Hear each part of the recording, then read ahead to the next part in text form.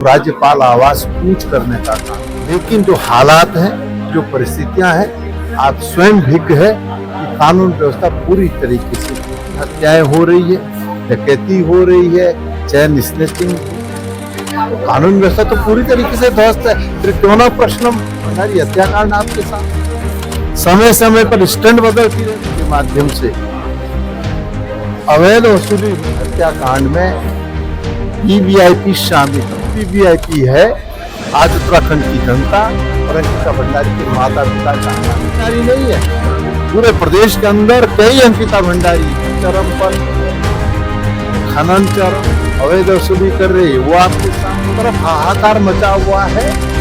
कर्तव्य बनता है कि ऐसी सरकार को उखाड़ फेंकने के लिए हम सूबे के लोगों का आह्वान करें। इससे ज्यादा गुटबाजी तो बीजेपी में है, कोई गुटबाजी नहीं। बैठे हुए लोग इस देश के संविधान को नहीं मानते हैं। 16 फरवरी को प्रस्तावित राज्यपाल आवास घेराव को लेकर कांग्रेस ने कमर कस ली है। कांग्रेस के पूर्व प्रदेश अध्यक्ष प्रीतम सिंह ने रुड़की में कांग्रेस कार्यकर्ताओं के साथ अहम बैठक की। बैठक में उन्होंने भाजपा सरकार पर तीखा हमला बोलते हुए दावा किया कि केवल रुड़की से ही करीब 5000 कांग्रेस कार्यकर्ता राज्यपाल आवास घेराव में शिरकत करेंगे। प्रीतम सिंह ने कहा कि उत्तराखंड में कानून व्यवस्था पूरी तरह ध्वस्त हो चुकी है। हर जिले में हत्या, डकैती, चेन स्नैचिंग जैसी घटनाएं आम हो गई हैं। उन्होंने कहा कि महिलाओं के खिलाफ अपराध लगातार बढ़ रहे हैं, जिनमें भाजपा से जुड़े नेताओं की संलिप्तता सामने आना बेहद चिंताजनक है। केंद्र सरकार के बजट पर हमला बोलते हुए प्रीतम सिंह ने कहा कि यह बजट आम आदमी की कमर तोड़ने वाला है। महंगाई चरम पर है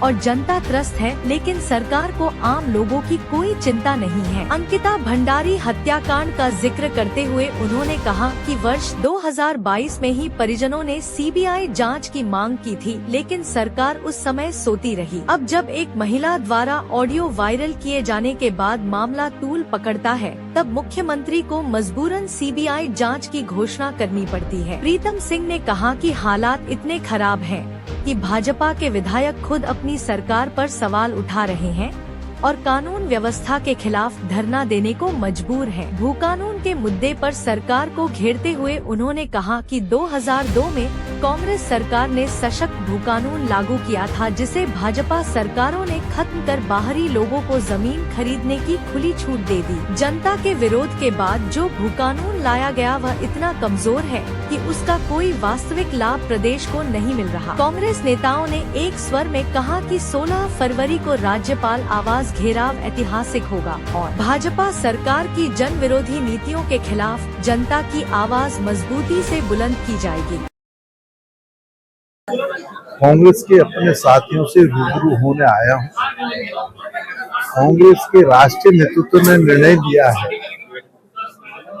कि 16 फरवरी को हम राज्यपाल आवास कूच करने का काम करें और मुझे ये जिम्मेदारी सौंपी गई है कि इस कूच को सफल कराने में मैं जितना मुझसे बन पड़े उतना योगदान देने का काम करूं। आपने जो चीजों को लेकर क्या कहेंगे? पुष्कर सिंह धामी के ऊपर होता है, उन लोगों का दायित्व बनता है कि प्रदेश की कानून व्यवस्था को सुदृढ़ रखने का काम करें, लेकिन जो हालात हैं, जो परिस्थितियां हैं, आप स्वयं भिज्ञ है कि कानून व्यवस्था पूरी तरीके से ध्वस्त है।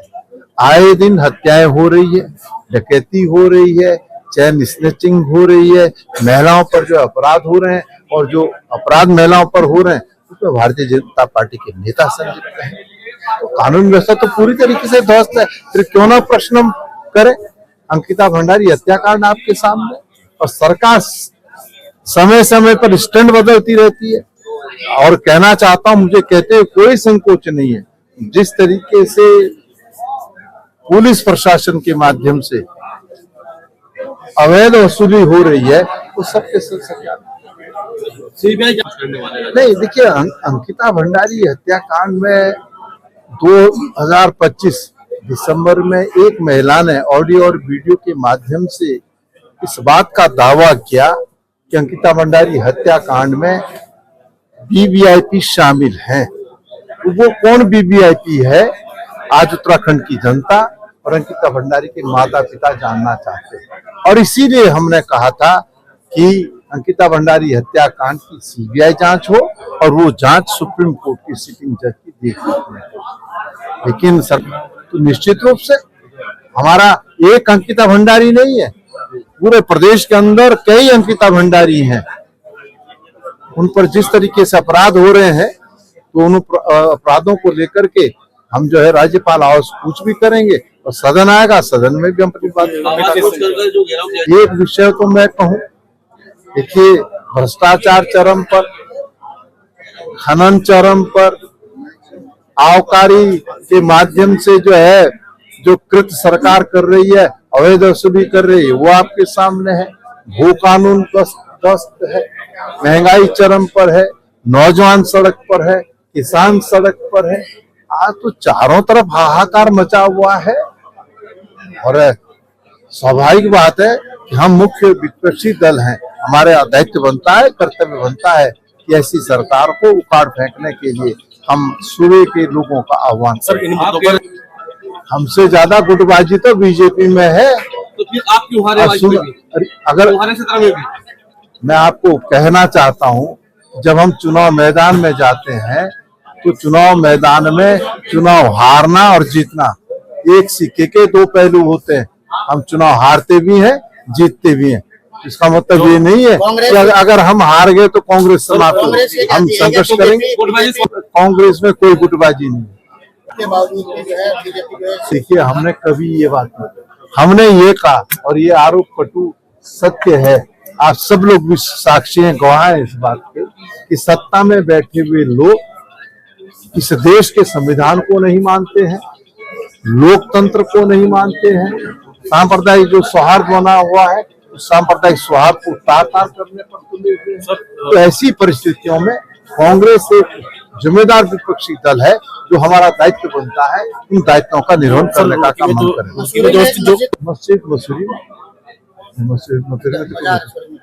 मजार का आपने जिक्र करा, उसमें क्या नाम मुकदमा दर्ज हुआ, लेकिन अभी तक कोई गिरफ्तारी नहीं हुआ। जो रुड़की में नेतृत्व तय करेगा, लेकिन बिखराव कैसे? देखिए कांग्रेस में कोई बिखराव नहीं। मैं आपको बड़ा स्पष्ट करना चाहता हूँ। अरे परिवार में भी आप देखते होंगे तो कई बार पति और पत्नी में भी तो क्या नाम मतभिन्नता होती है ना, तो फिर क्या वो हमेशा के लिए रहती? ये चलता है भाई, अगर है तो कोई फर्क नहीं पड़ता। लेकिन कांग्रेस का एक एक कार्यकर्ता राहुल जी, खड़गे जी, सोनिया जी के प्रति पूरी तरीके से समर्पित। राहुल जी ने जो बोला उसका जवाब मेरे से पूछ रहे, हरक सिंह जी से पूछिए।